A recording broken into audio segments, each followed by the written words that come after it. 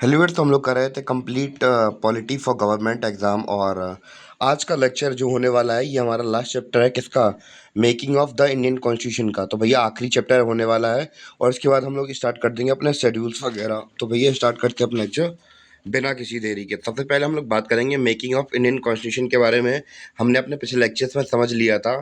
तो भैया हम लोगों ने इंट्रोडक्शन से स्टार्ट किया था कि भैया कैसे कैसे हमारा कॉन्स्टिट्यूशन कैसे कैसे अंग्रेजों ने हम पर राज करना स्टार्ट कर दिया। फिर कैसे कैसे हम लोग बात करें कि हम लोग जो कॉन्स्टिट्यूएंट असेंबली थी इसके लिए डिमांड उठी थी। कैसे कैसे नेहरू जी के पिताजी यानी कि मोतीलाल नेहरू ने रिपोर्ट तैयार करवाई थी कि भैया कि हमें कॉन्स्टिट्यूशन असेंबली चाहिए मतलब कॉन्स्टिट्यूशन चाहिए एक तरीके से। और कैसे कैसे आईएनसी ने डिमांड रखी थी हमारे कॉन्स्टिट्यूशन के लिए। इसके बाद हम लोगों ने अपने चैप्टर में पढ़ा था कि कंपोजिशन पढ़ी थी यानी कि कॉन्स्टिट्यूएंट असेंबली जब बन गई थी हमारी। इसके बाद जब हम लोग बात करें ब्रिटिश सरकार ने कॉन्स्टिट्यूएंट असेंबली के लिए रजामंदी दे दी थी। उसके बाद कैसे कैसे और कहाँ कहाँ से हमारे जो मेंबर्स थे कॉन्स्टिट्यूएंट असेंबली के वो चुन के आए थे। तो हमने इसमें ये देखा था। और फंक्शनिंग में हमने कल की वीडियो में अपने वीडियो के अंदर हम लोगों ने डिस्कशन किया था कि कैसे कैसे हम लोग बात करें कि कैसे कैसे जो गवर्नमेंट ऑफिशियल्स थे तो जैसे कि हम लोग बात करें कैसे कैसे इंपॉर्टेंट डेट थी। तो डेट के पर्सपेक्टिव से हमने अपने फंक्शनिंग को समझी थी कॉन्स्टिट्यूएंट असेंबली को। जैसे किस डेट को कोई इंपॉर्टेंट डेट को कौन सा फंक्शन हुआ। जैसे कि हम लोग बात करें कि हमारे टेम्पररी प्रेसिडेंट का चुनना हो गया या फिर हमारे परमानेंट प्रेसिडेंट का चुनना हो गया कॉन्स्टिट्यूएंट असेंबली के। तो ऐसे ऐसे मेन फंक्शन डेट के पर्सपेक्टिव से हमने समझे थे इसमें। और उसके बाद हम लोगों ने डिस्कशन किया था कि कैसे कैसे जो मेजर और माइनर हमारी कम्युनिटीज़ थी। तो मेजर कमिटीज़ के बारे में और माइनर कमिटीज़ के बारे में तो हमने देखा था कि कैसे कैसे हमारी जो मेजर और माइनर कम्युनिटीज़ थी तो भैया उन्होंने कैसे कैसे उनके हेड्स वगैरह के बारे में हमने देखा था। जैसे जवाहरलाल नेहरू हुए या फिर हम लोग बात करें बी आर अम्बेडकर हुए। तो इनने कैसे कैसे कमिटीज़ के कौन कौन से हेड थे हम लोगों ने इनके बारे में डिटेल समझा था। और जितनी भी हम लोगों ने मेजर कमिटीज़ पढ़ी थी या फिर माइनर कमिटीज़ पढ़ी थी उनमें सबसे इंपॉर्टेंट कमेटी कौन थी भैया ड्राफ्टिंग कमेटी। तो आज के लेक्चर में हम लोग किसके बारे में बात करने वाले हैं ड्राफ्टिंग कमेटी के बारे में। और हम लोग बात करें जो बचे हुए हमारी कौन सी थी ड्राफ्टिंग कमेटी और इसके बाद इनेक्टमेंट कैसे कैसे हुआ था हमारे इंडियन कॉन्स्टिट्यूशन का। इसके बारे में हम लोग बहुत डिटेल से समझने की कोशिश करेंगे। तो भैया सबसे पहले आज की वीडियो में हम लोग बात करते हैं ड्राफ्टिंग कमेटी के बारे में। ये बनी कैसे थी इसका काम क्या था इसके मेंबर कौन कौन थे इसके बारे में हम लोग समझेंगे आज की वीडियो में। सबसे पहले हम लोग बात करें ड्राफ्टिंग कमेटी के हेड कौन थे। तो भैया सब सब लोग इन्हें जानते हैं। और इनका ये हमारे ड्राफ्टिंग कमेटी के चेयरमैन कौन थे हमारे बाबा साहब डॉक्टर भीमराव अम्बेडकर। कौन थे doctor Bhimrao Ambedkar drafting committee के हेड थे। कौन थे ड्राफ्टिंग कमेटी के हेड थे कौन डॉक्टर भीमराव अम्बेडकर। और हम लोग बात करें कि ये ड्राफ्टिंग कमेटी बनाई कब गई थी। तो भैया 29 अगस्त 1947 को यह समिति बनाई गई थी। तो कब बनाई गई थी 19 अगस्त 1947। भैया डेट को 25 बार बोलिए कि दिमाग में बैठ जाए। तो कब बनी थी ये 29 अगस्त 1947 को बनाई गई थी। ठीक है। इसका पर्पस क्या था इसका पर्पस क्या था कि भैया जितनी भी हम लोगों ने कमिटीज़ के बारे में बात की थी तो अन्य सभी कमिटीज़ के काम के आधार पर संविधान का एक रफ फ्रेमवर्क तैयार करना ड्राफ्टिंग कमेटी का काम था कि भैया ड्राफ्ट कॉन्स्टिट्यूशन बनाना। यानी कि जितनी भी हमारी कमिटीज़ थी तो भैया इनकी सब ने जो जो काम किए थे इनके आधार पर क्या करना एक ड्राफ्ट तैयार करना। यानी कि एक हमारे कॉन्स्टिट्यूशन यानी कि संविधान का एक रफ फ्रेमवर्क तैयार करके दिखाना किसका काम था ड्राफ्टिंग कमेटी का काम था। इतना क्लियर हुआ। तो भैया बेसिक फंक्शनिंग आपको समझ में आ गई होगी कि यानी कि पर्पस क्या था ड्राफ्टिंग कमेटी का। और हमने देखा कि भैया इसके चेयरमैन कौन थे डॉक्टर भीमराव अम्बेडकर। अब हम लोग बात करेंगे इसके दूसरे मेंबर्स के बारे में हम लोग डिस्कशन करेंगे और इसके साथ हमारा ड्राफ्टिंग कमेटी कंप्लीट हो जाएगा। अगर टोटल मेंबर की बात करें तो भैया फुल संख्या कितने लोग थे हम लोग बात कुल सदस्य कितने थे ड्राफ्टिंग कमेटी के अंदर। तो भैया 7 लोग थे टोटल 7 लोग थे यानी कि पूरे पूरे डॉक्टर भीमराव अम्बेडकर को मिला के 7 लोग थे। यानी कि अगर डॉक्टर भीमराव अम्बेडकर को हटा दिया जाए तो इनके अलावा 6 लोग और थे ड्राफ्टिंग कमेटी के अंदर। और कौन कौन थे इनको हम लोग बहुत अच्छी तरीके से याद कर लेंगे क्योंकि ये भैया काफ़ी बार एग्जाम में पूछे जाते हैं इनके नाम।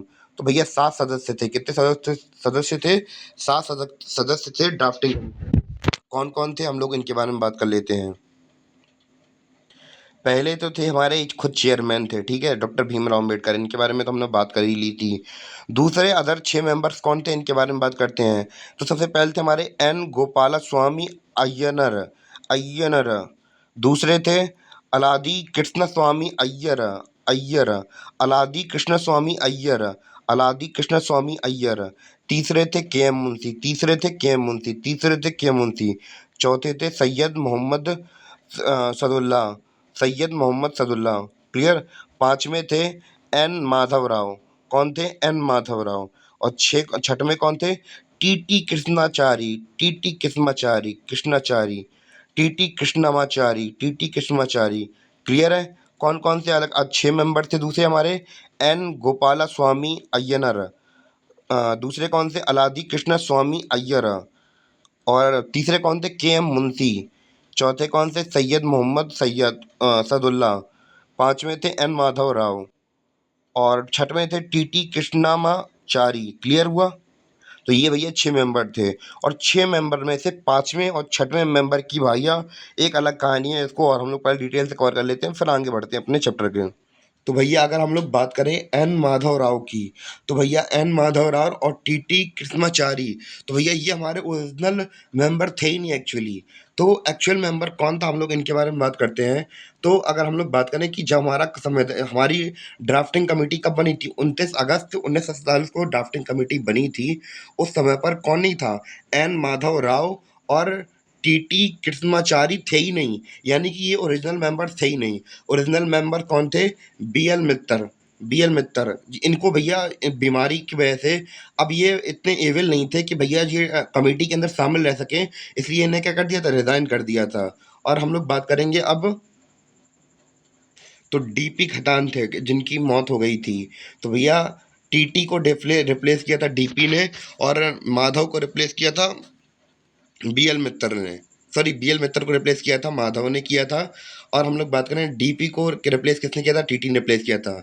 तो हम लोग बात करें कि डीपी खैतान की तो भैया मौत हो गई थी, इस वजह से टीटी कृष्णमाचारी थे, इनको सेलेक्ट कर लिया गया था। और अब बीएल मिल्तर सॉरी मित्तर, इनको क्या हो गया था भैया? इनकी हेल्थ कंडीशन अच्छी नहीं थी, इस वजह से इनको रिप्लेस करके कौन आ गया?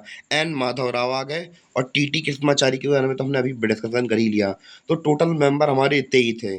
तो अब अगर इनको अगर याद करने की बात किया है, तो भैया एक इसकी सुपर ट्रिक बनती है। कौन सी सुपर ट्रिक? तो भैया कौन सी सुपर ट्रिक हम लोग इसको याद करते हैं? तो भैया जितने भी आपको मेंबर देख रहे होंगे, सबके सब कान्हा यानी कि कृष्ण भगवान से जुड़े हुए होंगे ही। जैसे गोपाला स्वामी, गोपाल कौन है? कृष्ण जी हैं। कृष्ण स्वामी, कृष्ण स्वामी, कृष्ण स्वामी, कृष्ण तो पता ही है आपको। कन्हैया, कन्हैया, कन्हैया, कैसे कन्हैया। और बस एक चौथा नाम छोड़ दो मुस्लिम वाला ये, इसके सिवा बाकी सब कौन है? सब कृष्ण वाले हैं, कृष्ण जी वाले हैं। जैसे एन माधव, माधव कौन थे? कन्हैया। और टीटी कृष्णमाचारी, कृष्णा फिर से आ गए हमारे। और इवन की ब्रजलाल मित्तर नाम था इनका, ब्रजलाल मित्तर। क्लियर है इतना?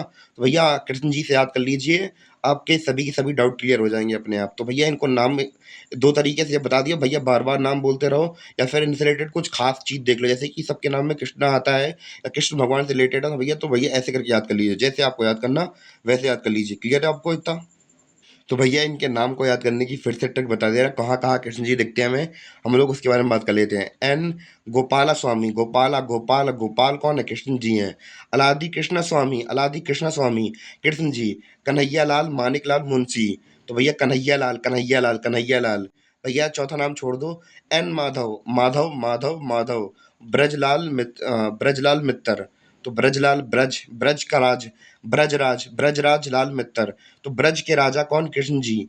तो भैया और कृष्णमाचारी। तो क्लियर हो गया, कृष्ण जी के हिसाब से हमने सब याद कर लिए। और सारे नाम हमें ड्राफ्टिंग कमेटी के मेंबर्स के सारे नाम याद हो गए। हेड कौन था? डॉक्टर भीमराव अम्बेडकर, इन्हें तो भूल पाना नामुमकिन है हम लोगों के लिए। तो इतना क्लियर हो गया। इसके साथ भैया हमारी ड्राफ्टिंग कमेटी हुई कंप्लीट। क्या हो गई? हमारी ड्राफ्टिंग कमेटी हुई कंप्लीट। अब हम लोग बात करने वाले हैं किसके बारे में? कि हमारा जो संविधान था वो कैसे कैसे इनेक्ट हुआ, इसके बारे में अब हम लोग डिस्कशन करेंगे अब लोग। क्लियर? तो भैया अब हमारा अगला टॉपिक है क्या? इनेक्टमेंट ऑफ इंडियन कॉन्स्टिट्यूशन, यानी कि जो हमारा संविधान था, अब ये लागू वगैरह कैसे होगा, कैसे कैसे प्रोसीजर होगा, तो इसके बारे में हम लोग समझेंगे अब। तो स्टार्ट करते हैं। सबसे पहले हमारी इंपॉर्टेंट डेट कौन सी है? सबसे पहली और इम्पोर्टेंट डेट हमारी 4 नवंबर 1948, यानी कि 4 नवंबर 1948। दूसरी इंपॉर्टेंट डेट है 15 नवंबर 1948। दूसरी इंपॉर्टेंट डेट है 15 नवंबर 1948। दूसरी इंपॉर्टेंट डेट्स है 15 नवंबर 1948। तीसरी इंपॉर्टेंट डेट है 14 नवंबर 1949। तीसरी डेट इंपॉर्टेंट है 14 नवंबर 1949। चौथी इंपॉर्टेंट डेट हमारी कौन सी? चौथी इंपॉर्टेंट डेट हमारी 26 नवंबर 1949। पांचवी इंपॉर्टेंट डेट है 24 जनवरी 1950। और छठवीं इंपॉर्टेंट डेट है 26 जनवरी 1950। तो भैया ये इंपॉर्टेंट डेट है, तो सबको डिटेल से समझने की कोशिश करते हैं और फिर बढ़ेंगे अपने आगे। तो सबसे पहले हम लोग बात करें कि 4 नवंबर 1948 को क्या हुआ था। 4 नवंबर 1948 को क्या हुआ था कि भैया हमारी ड्राफ्टिंग कमेटी, यानी कि जो हमारे भीमराव अंबेडकर की कमेटी थी, उन्होंने क्या किया था, ड्राफ्टिंग कमेटी ने संविधान का ड्राफ्ट तैयार कर दिया। और जो हम लोग बात करें कॉन्स्टिट्यूएंट असेंबली थी, उसके सदस्यों के सामने ओपिनियन के लिए रख दिया था। इसके बाद उन्होंने कहा था कि भैया अब जो भी हमने जो मसौदा तैयार किया, अब भैया ये आपके हाथ में रहा अपना कॉन्स्टिट्यूशन। इसमें आपको जो गलती समझ में आए अपना ओपिनियन रेज कीजिए और इसको सुधारने की कोशिश कीजिए, क्योंकि भैया आप लोगों की वजह से ही तो भैया हम लोगों ने ये कॉन्स्टिट्यूशन बनाया था। तो भैया अब हमारा एक गट्ठा मोटा चिट्ठा तैयार हो गया है। अब भैया लोगों के सामने फर्स्ट रीडिंग चल रही है। इसे क्या बोला गया, इस डेट को क्या बोला गया, फर्स्ट रीडिंग। यानी कि फर्स्ट रीडिंग में सबके सामने ओपिनियन के लिए पूछा गया कि भैया हम लोगों ने ये संविधान तैयार किया है, इसमें हम लोग क्या कर सकते हैं। ओपिनियन के लिए दे दिया था कि भैया आप बताइए क्या क्या गलतियां हैं, इसको समझेंगे हम लोग और अगर दूर हो सकेंगी तो भैया इनमें अमेंडमेंट करके दूर कर देंगे। क्योंकि भैया अगर एक बार संविधान बन गया तो भैया 2/3 मेजोरिटी लगती है भैया हमारे कॉन्स्टिट्यूशन, यानी कि हम लोग बात करें हमारा कॉन्स्टिट्यूशन रिजिड भी है और फ्लेक्सिबल भी है कई कई अधिनियमों को लेकर। तो भैया अगर पहले ही ड्रॉप कॉन्स्टिट्यूशन बन जाए, उससे पहले ही इतनी गलतियां दूर हो सके तो उससे पहले ही गलती दूर कर लें, वरना बाद में तो फिर लेने के देने पड़ जाएंगे। तो भैया 4 नवंबर 1948 को क्या हुआ था, पहली रीडिंग बैठी थी कि भैया कि कोई अगर गलती समझ में आए तो भैया बता दो। क्लियर है इतना, पहली डेट क्लियर हुई। तो भैया फर्स्ट रीडिंग के बारे में हमने समझ लिया था, यानी कि 4 नवंबर को जो कुछ चीज़ें हुई थी तो भैया उसे फर्स्ट रीडिंग कह दिया गया था। पूरी प्रोसेस पूरे दिन को क्या कह दिया, फर्स्ट रीडिंग कह दिया गया। अब सेकंड रीडिंग कब हुई थी, सेकंड रीडिंग हुई थी 15 नवंबर 1948 को। कब हुई थी, 15 नवंबर 1948 को। इसमें क्या हुआ था कि भैया जो कॉन्स्टिट्यूएंट असेंबली के मेंबर थे, कितने मेंबर थे, जितने भी मेंबर थे भैया उन्होंने क्या कहा, उन्होंने कहा कि भैया ओपिनियन मांगा गया उनसे, तो भैया उन्होंने कितने अमेंडमेंट दे दिए, 7,635 अमेंडमेंट सजेस्ट कर दिए। यानी कि उन्होंने कह दिया कि अब भैया डॉक्टर भीमराव अम्बेडकर टेंशन में आ गए, कह रहे भैया हमने कॉन्स्टिट्यूशन नहीं बनाया, आप लोगों ने जो कॉन्स्टिट्यूशन बनाया उसके आधार पर ही तो हमने ये अपना कॉन्स्टिट्यूशन बनाया। आप लोग ही इतने भयंकर सजेशन देंगे, इतने भयंकर अमेंडमेंट करवाएंगे, तो फायदा क्या हुआ भैया, हमारे इतने सारे मेहनत का, इतने दिनों की मेहनत से हम लोग अपना संविधान बना रहे थे। जब आपको इतनी गलती, अपनी गलती सूझ नहीं रही थी तो क्या जरूरत थी। तो भैया ओपिनियन मांगा तो आपने तो पूरा पूरा कॉन्स्टिट्यूशन ही चेंज कर दिया। तो भैया इसलिए उन्होंने कितने ओपिनियन को कंसीडर किया, कितने सजेशन को कंसीडर किया, 2,473, 2,473 सजेशन को कंसीडर किया। बाकी सबको छोड़ दिया। उन्होंने कहा भैया छोड़ो, का चक्कर में पड़े यार, तुम ही लोगों ने तो बना के दिया है, तुम ही लोगों के काम से तो हम लोगों ने उठाया है ये। तो भैया पहले हम लोग बात करें कितने अमेंडमेंट की सजेशन आई थी, 7,635 अमेंडमेंट सजेस्ट हुए थे, जिसमें कि ड्राफ्टिंग कमेटी ने 2,473 सजेशन को ही कंसीडर किया था। क्लियर है। और अगर हम लोग बात करें जो ड्राफ्टिंग कॉन्स्टिट्यूशन था, और इसी दिन एक एक पॉइंट को लेकर डिटेल डिस्कशन हुई थी। कब, 15 नवंबर 1948 को, कि भैया डिटेल में बिल्कुल अगर हमने एक पॉइंट लिखा हुआ है उसको फिर डिटेल समझाना लोगों को, क्या कैसे कैसे होगा और कैसे कैसे नहीं होगा। ठीक है, इतना क्लियर है। तो भैया सेकंड रीडिंग और फर्स्ट रीडिंग दोनों समझ में आ गई है। तो भैया एक बार लाइक का बटन दबाइए जिससे कि हमें समझ में आ जाए कि हाँ आपको समझ में आ चुका है। इसके बाद हम लोग बात करेंगे अपनी थर्ड रीडिंग के बारे में, यानी कि 14 नवंबर 1949 को। तो भैया 14 नवंबर 1949 को हमारा जब संविधान था उसको लेकर फाइनल डिस्कशन हो चुकी थी। यानी कि अब आखिरी बार डिस्कशन होना था कि भैया कैसे कैसे और क्या क्या अपडेट कर सकते हैं अपने संविधान के अंदर। तो आखिरी रीडिंग होनी थी। तो भैया आप लोग देख रहे हैं 15 नवंबर सीधे 14 नवंबर 1949, एक साल के अंदर भैया डिस्कशन ही डिस्कशन चलते रहे कि क्या होना चाहिए क्या नहीं होना चाहिए। तो एक साल का टाइम लग गया। देखिए, तो ये होता है भैया जिम्मेदारी का काम। एक साल तक केवल डिस्कशन कर रहे थे कि कैसे कैसे कानून बनना है, कैसे कैसे नहीं करना। तो इसे कहते हैं भैया डिसीजन मेकिंग प्रोसेस। यानी कि कितना लंबा समय लग गया कि भैया एक कॉन्स्टिट्यूशन को डिस्कशन करने में केवल इतना समय लग गया। तो इतना क्लियर है। इसके बाद हम लोग बात करेंगे क्या हुआ, 26 नवंबर 1949 को हमारा संविधान पूरी तरह से तैयार हो चुका था। कब? 26 नवंबर 1949 को हमारा जो संविधान था, अब वो बन के पूरी तरह से तैयार हो चुका था। इतना क्लियर है? कोई डाउट तो नहीं अब? तो भैया अगर हम लोग बात करें कि हमारा जो संविधान था, ये 26 नवंबर 1949 को चालू बन गया था, तो भैया इसी दिन हम लोगों ने इसे इनेक्ट क्यों नहीं किया? तो भैया अगर आपको याद हो कि जब मैंने मॉडर्न हिस्ट्री पढ़ाई थी, तो उसमें भैया बताया था कि भैया क्या हुआ था कि हमारे जो जवाहरलाल नेहरू थे, इन्होंने भैया शपथ खाई थी। क्या शपथ खाई थी? कि भैया जब तक हमें आज़ादी नहीं मिलती है, तो हम लोग 26 जनवरी को हम लोग अपनी आज़ादी के तौर पर मनाएँगे। इसलिए भैया, इसीलिए वेट किया गया 2 महीने तक, 26 जनवरी तक का वेट किया गया कि भैया 26 जनवरी आ जाए, इसी दिन हम लोग पूरे तरीके से संविधान को लागू कर देंगे। एक हम लोग बात करें कि इतने 15-16 सालों से 1930 की बात है, 1930 से प 1930 के लगभग की बात है कि तब से ये लोग आज़ादी के लिए 26 जनवरी को मना रहे थे। तो भैया इस डेट की इम्पोर्टेंस बढ़ गई थी। इसी रीज़न से भैया 26 ज नवंबर को तैयार हो गया था हमारा संविधान। तब भी इस दिन हम लोग बात करें, जो हमारा संविधान था वो पूरी तरह से लागू नहीं किया गया। क्यों? क्योंकि भैया उसके पीछे बहुत बड़ा रीज़न था, क्योंकि ये लोग 15-16 सालों से आज़ादी का दिन कब मना रहे थे? 26 जनवरी को। इसलिए इस डेट को इम्पोर्टेंट बनाने के लिए 2 महीने का और इंतज़ार किया गया। इतना क्लियर है? और 26 नवंबर 1949 को क्या हुआ था, हम लोग ये देखते हैं। तो भैया जैसा कि हमें पता है कि हमारा पूरा संविधान लागू कब हो गया था? 26 जनवरी 1950 को। भैया पर हम लोग बात करें कि नॉर्मल जो गवर्नमेंट की फंक्शनिंग होती है, उसको चलाने के लिए हम लोग बात करें 26 नवंबर 1949 को ही कुछ प्रोविज़न लागू कर दिए गए। जैसे कि हमें पता था कि भैया 1950 में चुनाव वगैरह होने हमारे, तो इसके लिए इलेक्शन कमीशन को तैयार भी तो करना था। पहली बार इतने बड़े लेवल पर, मास लेवल पर हम लोग बात करें चुनाव कराने हैं, इसलिए इलेक्शन कमीशन को भी तो भैया तैयार होना पड़ेगा।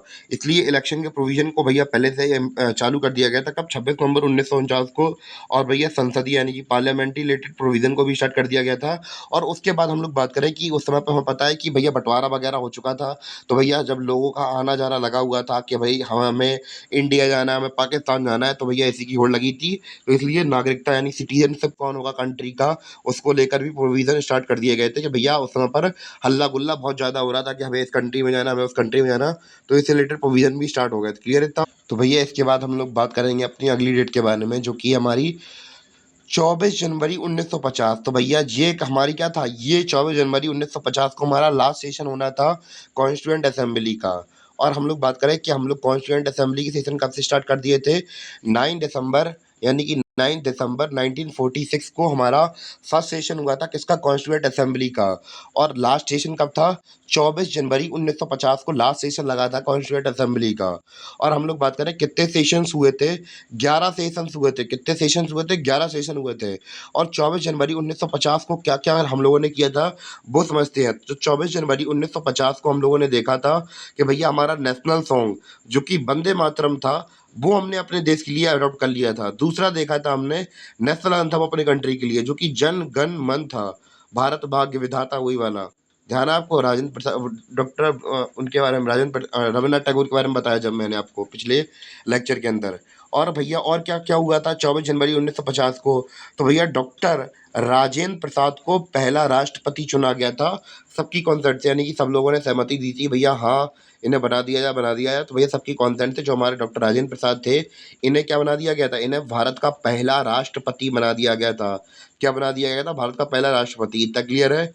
और हम लोग बात करें जो और क्या हुआ था, संविधान की ओरिजिनल कॉपीज़ पर 284 सदस्यों ने साइन किए थे। यानी कि जो हमारे संविधान की एक्चुअल कॉपी थी, उसके ऊपर 284 सदस्यों ने अपने खुद के सिग्नेचर किए थे। अब आप लोग सोच रहे होंगे कि भैया पिछली बार तो हमने देखा तो 299 लोग थे, अब भैया यहाँ पे 284 कैसे बचे? बाकी मेंबर क्या दूध लेने चले गए क्या, या दही लेने चले गए? नहीं। अब भैया उनमें से कुछ लोग भैया देश छोड़ के चले गए थे, कुछ एक्सपायर हो गए थे, कुछ बीमार हो गए थे, इस वजह से कैसे भी करके वो नहीं आ पाए थे।